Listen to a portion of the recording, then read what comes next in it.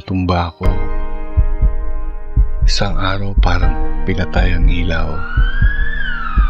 Ang katawan ko hindi na ako sinunod.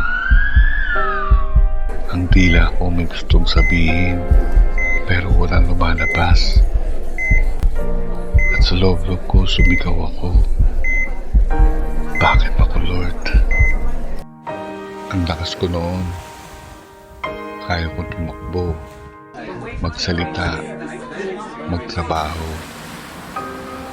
Pero ngayon, kailangan ko ng tulong kahit sa simpleng pag-upo.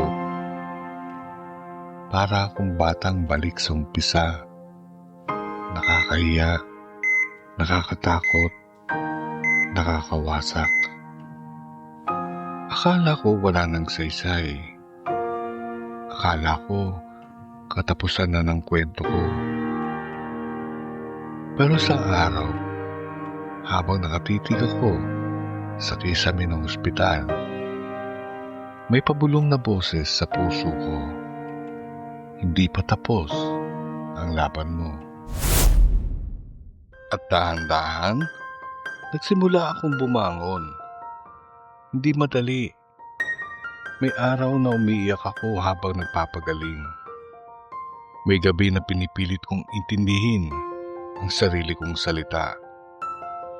Pero sa bawat araw, kahit mabagal, gumagalaw ako. Isang galaw sa daliri, tagumpay. Isang malinaw na salita, tagumpay. Isang ngiti mula sa sarili, tagumpay. Ngayon, eto ako. Hindi na kagaya ng dati. Pero mas totoo, mas marunong magmahal, mas marunong magpasalamat. At kahit minsan bulol pa rin, ang bawat salitang lumalabas sa bibig ko ay may laman, may lalim, may kwento.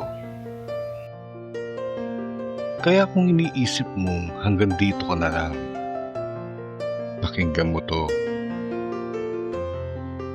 Ang sugatan mong katawan ay hindi kahinaan. Ang mabagal mong galaw ay hindi kabawasan. Ang katahimikan mo ay isang panalangin.